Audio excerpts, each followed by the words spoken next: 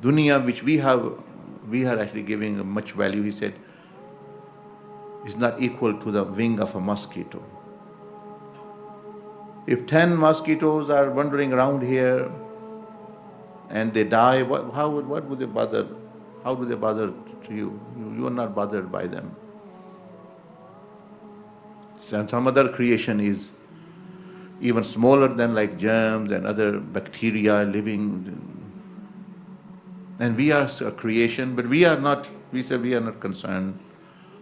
For if we do not pay heed, what does Allah Azza wa Jal have to lose? Nothing.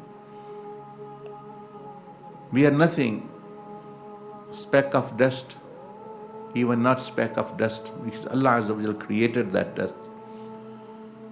So we should wash our minds, meaning program our mind, that because we will lose everything. If we are lost, Allah Azza wa Jal does not lose anything.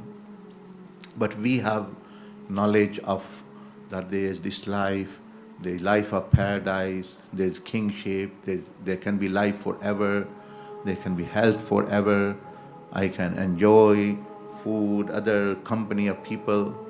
All that is gone then. When you're gone, finished, that's gone.